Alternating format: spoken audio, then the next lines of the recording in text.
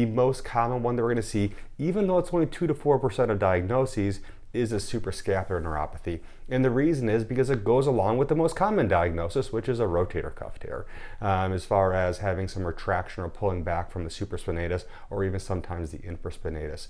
So when we go through the suprascapular neuropathy, this is going to be coming from all four branches, C4, 5, and 6, mostly 5 and 6, and we have a pulling of this nerve. What we know from nerve-related problems is if we compress it or if we pull it, then unfortunately it's going to give us symptoms.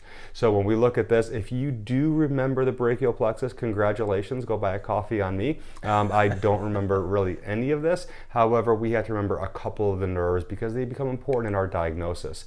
So for the suprascapular nerve, when it goes through the sphenogleno notch or the notch on top, we're unfortunately going to have a potential site of problem because there's some muscles there.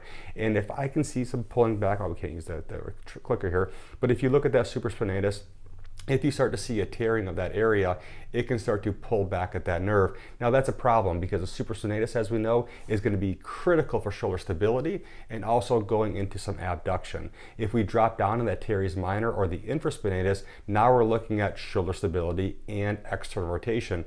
Well, what do a lot of our patients have when they come in with impingement syndrome or a rotator problem? They don't like doing this. Just having those things as far as weakness doesn't tell us this is going to be a suprascapular neuropathy. Unfortunately, it's a lesser known diagnosis. So these things kind of look like an impingement syndrome and they could be lurking as a potential neuropathy. Now, as far as sensory wise, a lot of the structures in the anterior shoulder are going to be supplied and posterior shoulder by this nerve. So we're looking for a dullness, a numbness, a tingling. Those are the kind of symptoms we're going to see as far as a neuropathy. So while I said only 2 to 4% of people have suprascapular neuropathy, of those people who have a rotator cuff tear, 8% actually have suprascapular neuropathy, and that's because of that pulling sensation. So if you can imagine that the infraspinatus pulling away from the humerus and it's retracting, that muscle is attached to the nerve, so it's going to start to pull that nerve through that sphenoglenoid notch and create that neuropathy. So unfortunately, it's something that is a structural problem and often has to be dealt with a structural solution. So when we look at these kind of patients, we're looking at mostly the dominant arm, and the reason it's the dominant arm because that's where you have the most rotator cuff problems. We're looking at posterior shoulder pain, which doesn't tell us a whole lot. However, if you go in and dig into those muscles, you can feel a balling of the muscle or a shortening of the muscle if they're in that partial tear or full thickness tear, or we can see some atrophy in the muscle. And the atrophy is, this didn't happen yesterday or on Tuesday, this happened a long time ago, and unfortunately that muscle is now getting weaker. So we can look at the motor function, we can look at the sensory function, and we can match it with the evaluation. Now the evaluation is a lot less complex than what Dr. Berlesman just went in with you, because unfortunately there's not a lot we can do once we've hit this point of a peripheral neuropathy. The first one is looking at the suprascapular notch and pushing on it. If we have an irritated nerve, chances are we're going to have inflammation, so it is going to be tender to the touch. And we can also look at the shoulder. Now, I'll have to say that I had one patient, this is several years ago, that I have a picture of, I tried to find for this presentation, and they had bilateral suprascapular neuropathy due to their job, and both shoulders look like the one that you're seeing here. So I missed it because I wasn't looking for bilateral atrophy. Now, fortunately, we see a lot of this on the dominant arm, so you're looking for atrophy within the teres minor, the infraspinatus, and the supraspinatus. I had this patient yesterday that You still see patients? Yeah, now and then. And he had come in, his mom came in with him, and he's probably a 20-year-old kid, so he wasn't real fond of having mom come with him. But she said, he had his shirt off, and I want you to see this. So he came in, and sure enough, he had atrophy on his right shoulder, and it's just it was fairly subtle, and that's one of the problems, is that when you have a little bit of nerve irritation, it's going to cause atrophy, but usually pretty subtly at this degree of irritation. It's not a frank compromise to where there's total ischemia to that nerve.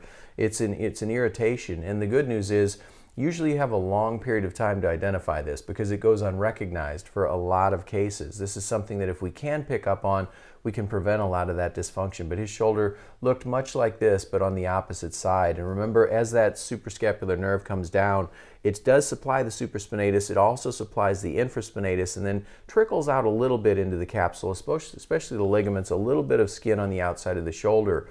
But if there's irritation above the spine of the scapula, typically we'll have motor and sensory symptoms because the whole nerve is involved.